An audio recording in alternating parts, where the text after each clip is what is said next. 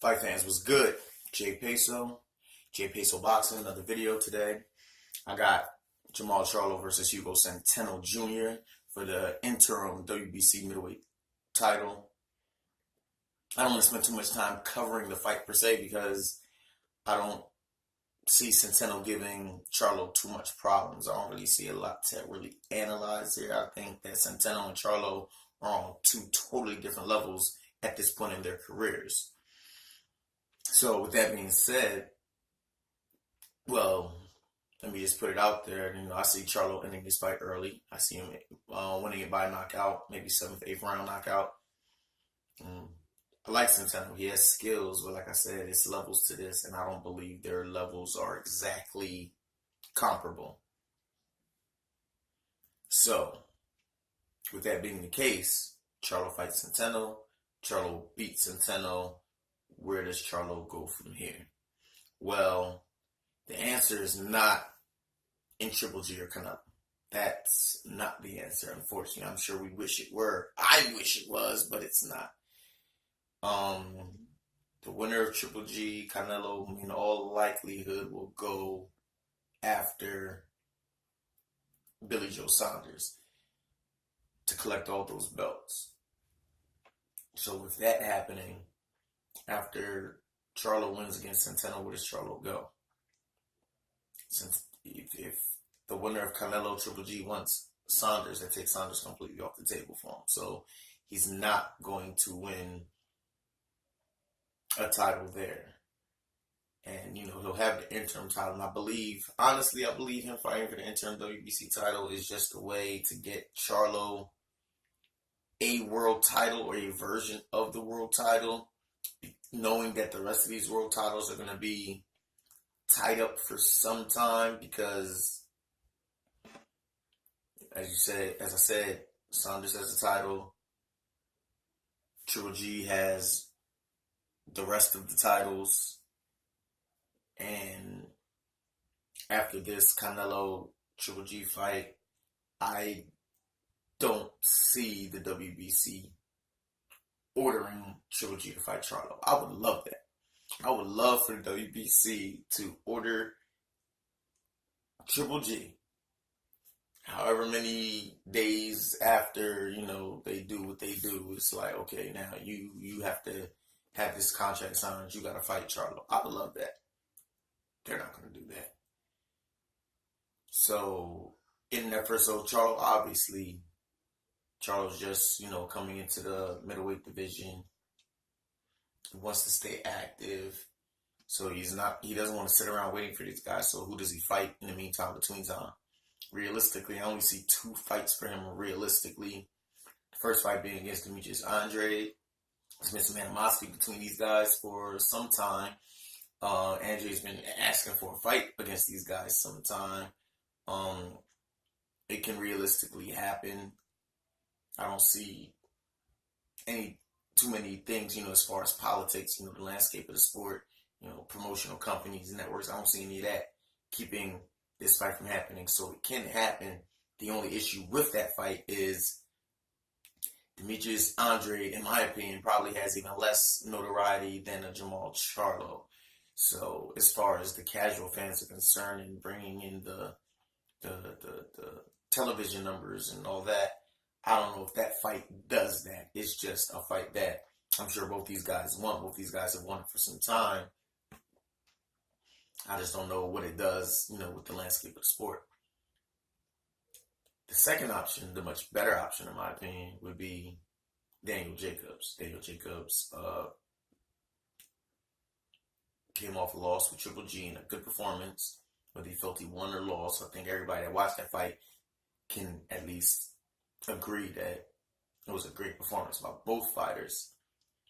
And then after that, he had his win against Luis Arias, who, from my understanding, is actually in camp with Charlo now, sparring Charlo in preparation for his fight against Centeno. Is Luis Arias.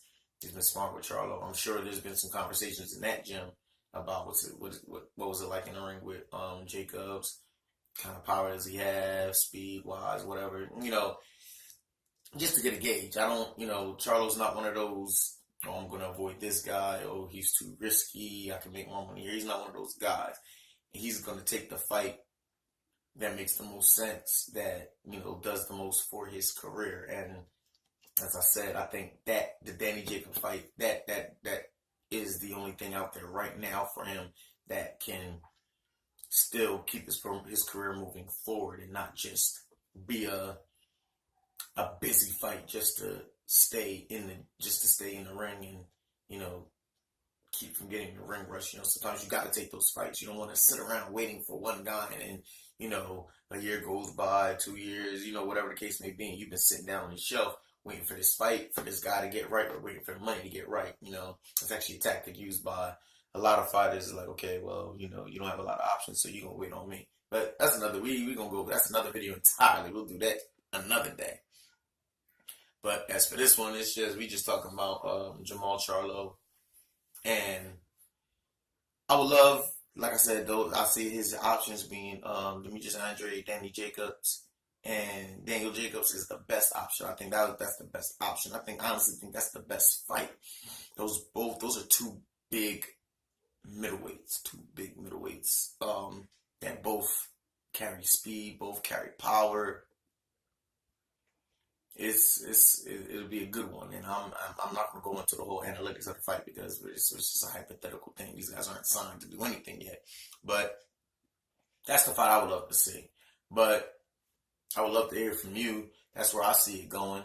Who do you think Charlo should fight after Centeno? Who do you think would be his, not just the best fight that he could have, but the fight that would most likely be made? Like, honestly, I would love to see him fight Canelo. I would love to see him fight Triple G, but I don't see those guys being on the table right now. They're scheduled to fight each other, and then the winner of that is going to go on to fight Billy Joe Saunders. Now, the loser, could he fight the loser? He probably could, but as I said before, Charlo is high risk, low reward. So, especially if you say Canelo loses that fight, it would be nice if he's like, okay, I lost the fight, but since Triple G is going to fight Billy Joe Saunders, I'll fight Charlo. That would be nice, but it's not going to happen. He's a dangerous fighter.